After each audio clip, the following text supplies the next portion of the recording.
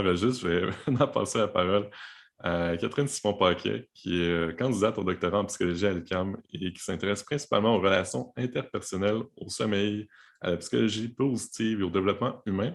Vous la connaissez peut-être aussi pour le podcast de communication scientifique Entropie, qui compte maintenant 8 épisodes publiés. Donc, félicitations pour ça, Catherine.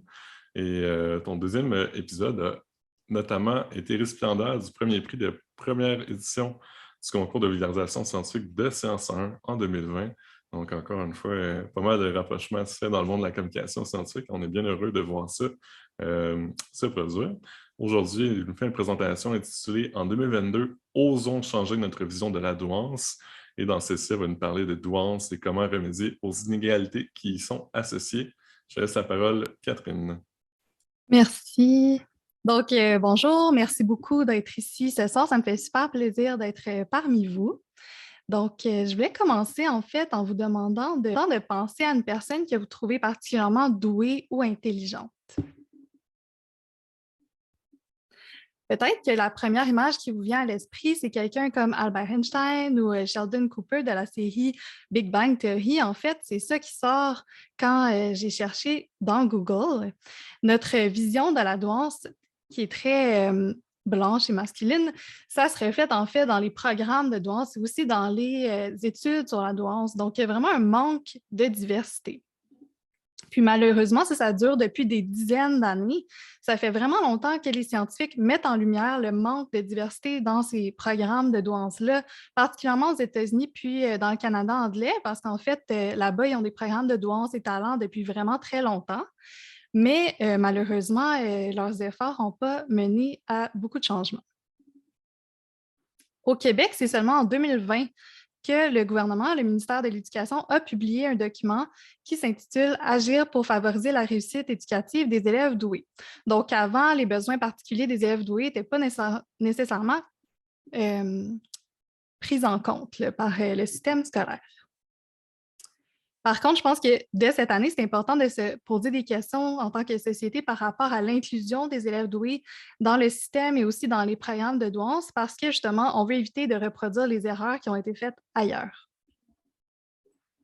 Comme je vous ai dit, il y a beaucoup d'efforts scientifiques qui ont été mis dans la compréhension des iniquités qui perdurent dans le domaine de la douance. Par exemple, là, ce mois-ci, en fait, il y a une édition du journal Gifted Child Quarterly, qui est vraiment le plus grand journal scientifique en douance, qui a été dédié entièrement à la question de la sous-représentation de certains groupes marginalisés dans les programmes de douance aux États-Unis, puis aussi ailleurs dans le monde.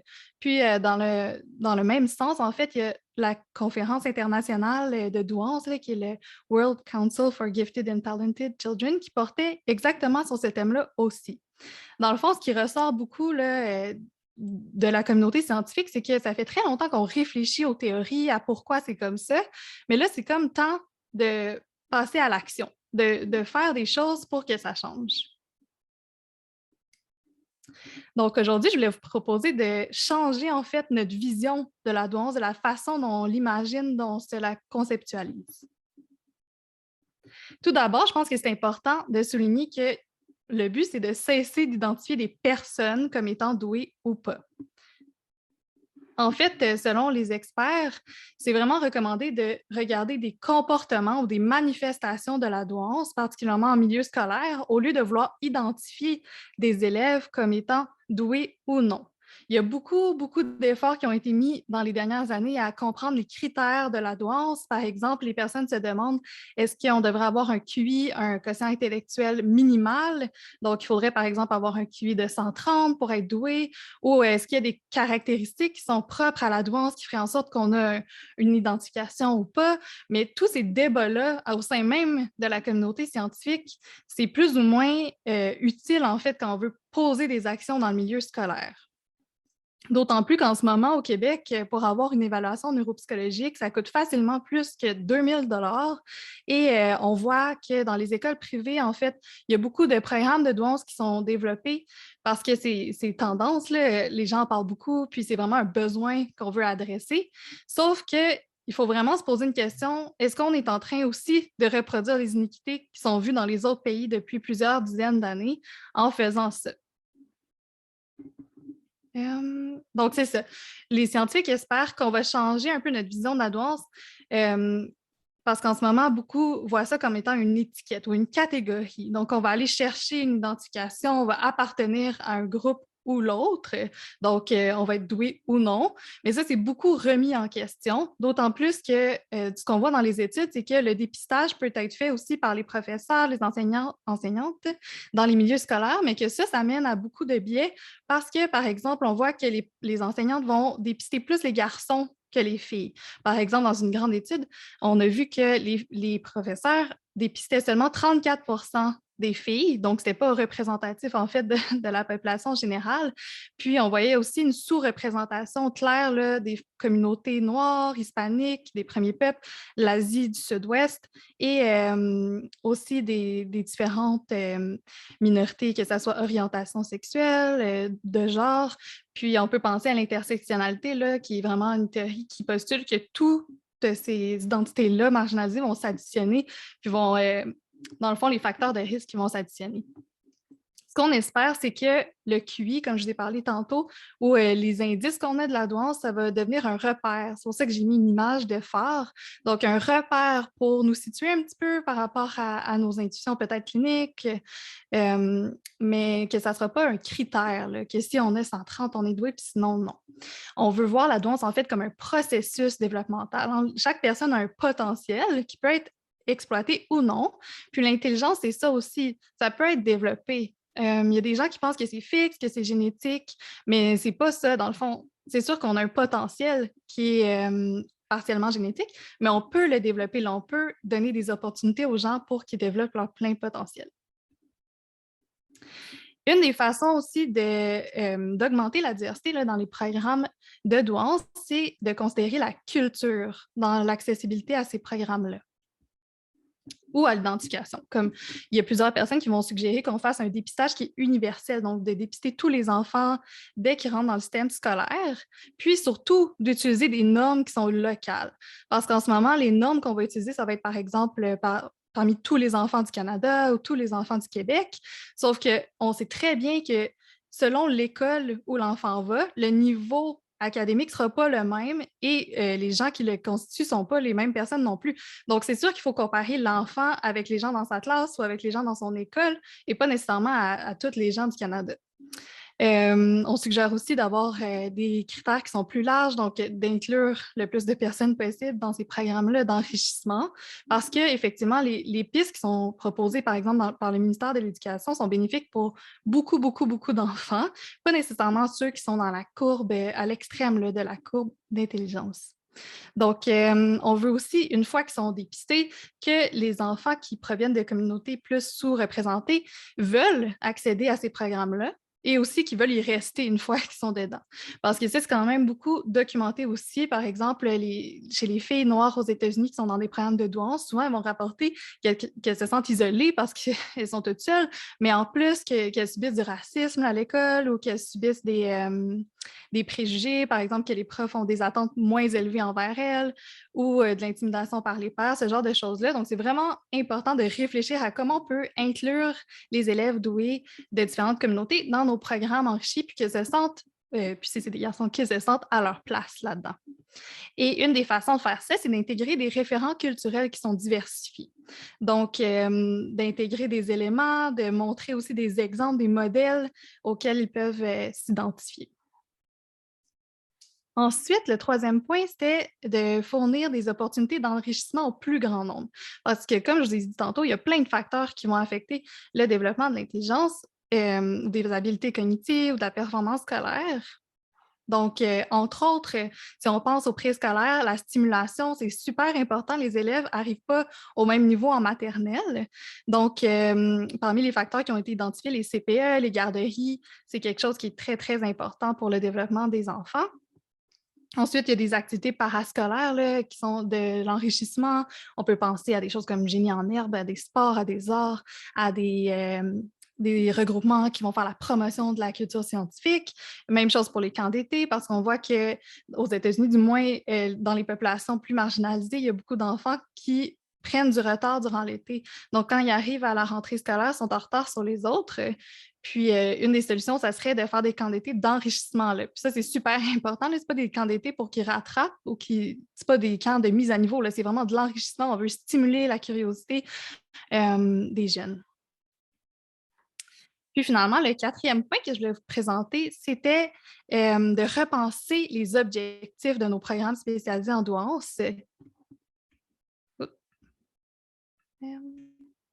Oui, c'est ça. Donc, il y a beaucoup de programmes qui sont orientés vers les déficits, les problématiques ou les défis que les jeunes vont faire face. Mais il y a beaucoup de chercheurs qui proposent qu'on adopte plutôt une approche qui est orientée vers les forces des enfants. Fait qu'on identifie vraiment leurs forces puis qu'on essaye de leur permettre de s'épanouir puis de les encourager à développer ces habiletés-là. Puis le but, c'est que les enfants deviennent des leaders positifs dans leur communauté plus tard. Donc, c'est ce qu'on appelle l'approche plus transformationnelle.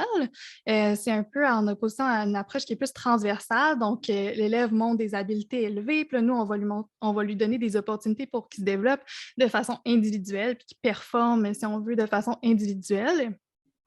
C'est plus l'approche typique, mais il y a d'autres chercheurs qui proposent qu'on utilise en fait une approche qui vise plus aussi les compétences, si on veut, sociales, émotionnelles, de pouvoir faire un changement positif dans cette communauté. Donc, en somme, je pense que ça serait vraiment important qu'on tente de changer un petit peu notre focus, si je peux dire. En fait, il y a beaucoup de personnes qui essayent de développer un test parfait là, de la douance qui n'aurait pas d'erreur de mesure et qui mesurerait le potentiel inné de la personne, mais ça, c'est très utopique et c'est peu réaliste. Donc, au contraire, il faudrait investir dans un dépistage qui est plus universel aussi, puis dans des normes qui sont plus locales, puis d'intégrer des aspects culturels là, dans le curriculum, comme je vous ai dit, pour identifier le plus d'élèves possible qui bénéficieraient d'accélération, d'enrichissement, de mentorat et tout ça. Ensuite, il y a aussi l'importance de former le personnel scolaire à la différenciation pédagogique, donc d'adapter les enseignements au niveau des élèves, puisque leur niveau varie beaucoup là, au sein même d'une classe, et leur donner surtout des ressources, là, que ce soit financières ou aussi du personnel de soutien. Et voilà, favoriser l'inclusion de tous et toutes les élèves dans les programmes enrichis et investir dans le système scolaire pour que tous les enfants aient les opportunités pour développer leur plein potentiel, incluant ceux qui sont dans des milieux plus désavantagés. Donc voilà, je vous invite aussi à nous suivre parce qu'on commence un nouveau projet qui s'appelle Vérité ou quoi, puis qui va avoir une composante de douance. Donc, si c'est quelque chose qui vous intéresse, voilà. Merci Catherine pour la présentation. Est-ce que, par curiosité, c'est tout toi qui as fait le visuel de ta présentation PowerPoint? Oui. Je dois m'avouer assez épaté, là. C'est directement des publications Instagram qu'on va passer. Donc, c'est tout à ton honneur. Je juste, avant de laisser la parole à notre responsable des communications en or, Marjorie Côté, de prendre une question, je vais juste mentionner qu'il y a un quiz à la fin. C'est juste une question par présentation. Mais il y a quand même un prix en jeu qui est une carte d'abonnement avec une consommation gratuite à votre prochain événement en personne de Bistro Brain. Donc, on vous invite encore une fois de plus à utiliser votre attention pour les présentations. Et je laisse donc la parole à Marjorie. Oui, merci beaucoup, Alexis. Donc, est-ce que les personnes qui ont des questions, vous pouvez lever la main ou écrire dans le chat? Donc, je vais commencer alors. En fait, Catherine, mis à part un haut QI, c'est quoi la douance? C'est ça, c'est une difficile question. Il y a tellement de conceptions différentes de la douance. Là, si on parle plus de l'aspect neurosciences, neuropsychologie, c'est beaucoup le haut potentiel intellectuel, là, donc le quotient intellectuel, une intelligence qui est vraiment exceptionnelle. Mais si on va plus voir du côté du domaine de l'éducation. Là, on voit une approche qui est plus holistique, si je peux dire. Là. Donc, ça va être des aptitudes élevées, mais pas nécessairement ultra exceptionnelles. De l'engagement, beaucoup de curiosité. On voit aussi l'aspect comme de passion, de créativité. Donc, c'est ça, il y a comme un ensemble de caractéristiques qui sont associées à la douance, mais qui ne sont pas nécessairement distinctives. Là, comme souvent, on va parler aussi qu'il y a beaucoup de personnes qui sont sensibles, hautement sensibles, mais ce n'est pas propre à la douance. Là, on retrouve ça aussi dans d'autres conditions. Okay. Merci beaucoup, Catherine. En passant, sinon, Alexis, il y a quelqu'un qui a mentionné qu'on pourrait faire un fin de partage d'écran pour mieux voir justement Catherine et les autres personnes. personne. Oui, bon, je pense que le message s'est rendu sans devoir passer par deux autres personnes. Merci. Je ne sais pas s'il y avait d'autres questions. Sinon, j'en ai une en réserve. Si on parle de questions intellectuelles, on parle d'autres facteurs, mais est-ce qu'il y a comme des corrélations, tu sais, des curiosités un peu, on pourrait dire, je sais pas, les gens qui ont de la douance, ils mettent leur chandail à l'envers, là, je dis n'importe quoi, mais est-ce qu'il y a ce genre de choses-là, tu sais, qui pourraient peut-être allumer la lumière de parents qui ont peut-être des doutes envers leurs enfants? Mais comme je disais, c'est ça, il y a comme un ensemble de caractéristiques là, qui peut être associé à ça. Là. Souvent, la douance, ça va être dépisté au niveau scolaire parce que l'élève va vraiment se distinguer des autres, par exemple, par sa curiosité, parce qu'il a envie d'apprendre tellement, tellement, tellement de choses, puis qu'il va apprendre rapidement, mettons, il va finir ses travaux plus rapidement. Il y a aussi un aspect qui est intéressant qui concerne les questions, mettons, que l'enfant va poser. Ça peut être à ses parents, aux adultes autour, mais c'est des questions souvent qui vont être tellement plus poussées que ce à quoi on s'attend, en fait, à l'âge de cet enfant-là, ou même avec le vocabulaire qui va être vraiment élaboré puis bien utilisé, dans le sens où l'enfant peut utiliser des formules qu'il a entendues, mais dans un bon contexte. Donc, souvent, ça va comme surprendre les adultes parce qu'ils vont se dire, voyons donc, comment il sait ça? Ouais. D'accord, merci. Nessa, tu as une question?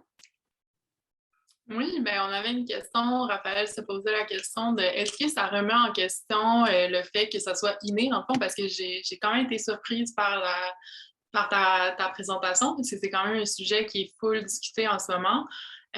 Puis je me pose la question, est-ce que ça remet en question, mon Dieu, question. Est-ce qu'on remet en question l'idée même que la douance, c'est quelque chose qu'on diagnostique? Qui nécessite un diagnostic, en fait?